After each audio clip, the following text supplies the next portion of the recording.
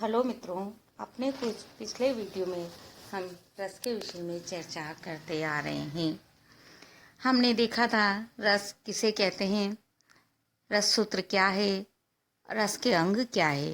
इसी प्रसंग में हमने रस अर्थात काव्य से मिलने वाले आनंद को रस माना था।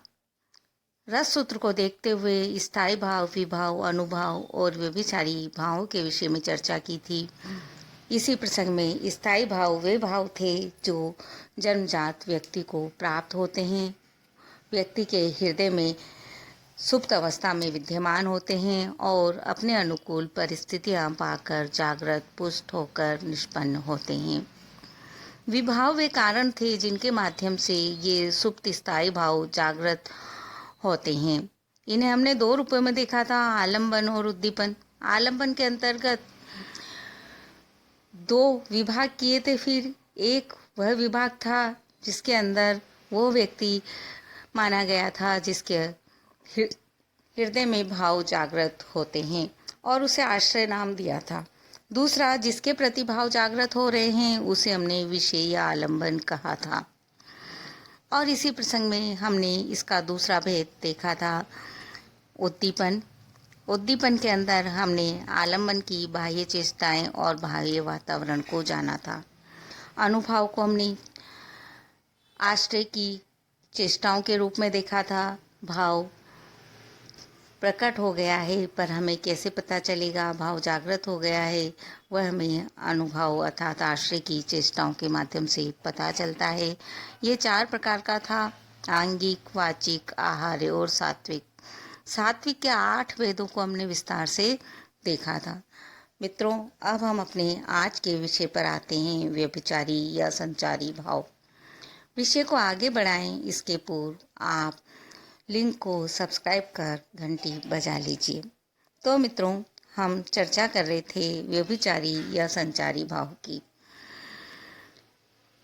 प्रधान मनोविकार अर्थात स्थायी भाव के साथ छोटे छोटे कई और मनोविकार भी उत्पन्न होते हैं जो इन स्थायी भाव के परिपाक में उनकी अनुभूति को तीव्र बनाने में सहायक होते हैं।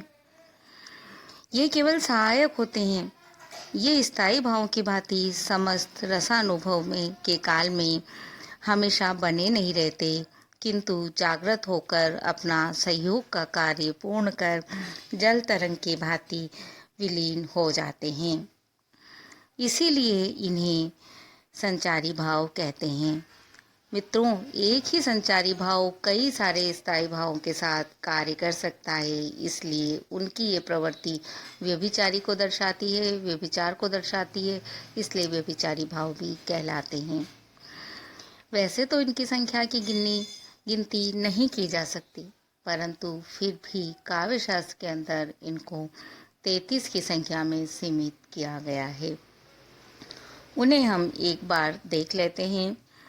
उनके नाम हैं गर्व, ग्लानि, मति, मोह, मरण, मद, श्रम, शंका, स्वप्न, स्मृति, हर्ष, धृति, निंद्रा, निर्वेद, असूया, अपस्मार, अभित्था, अमर्ष, जाड़े, चपलता, चिंता, व्रीड़ा, व्याधि, विबोध, वितर्क, विषाद, दैन्य, त्रास, आवेग, उग्रता, आलस, उत्सुकता और उन्माद। अब हम काव्य के अंतर्गत कैसे जानेंगे कौन सा संचारी भाव है, इसे हम थोड़ा समझने का प्रयास करेंगे। हम उदाहरण के माध्यम से इसे समझने का प्रयास करते हैं। तो मित्रों, आते हैं हम पहले भाव हर्ष पर।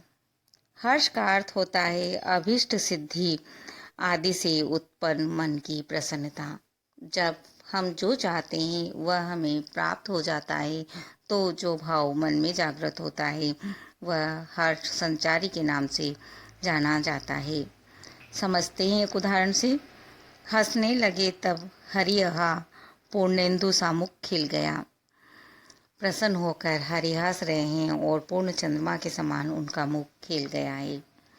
दूसरा भाव है गर्व।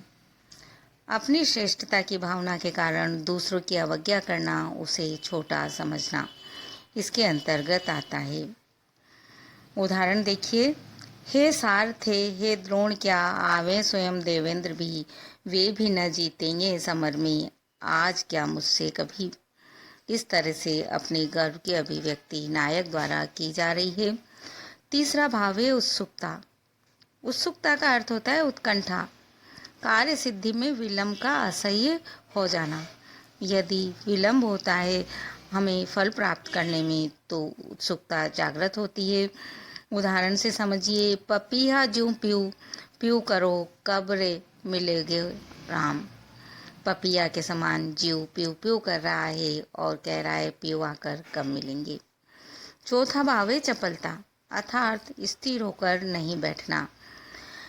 उदाहरण से देखिए, बहुत सुंदर सुंदर उदाहरण से हम इसे समझने का प्रयास करेंगे।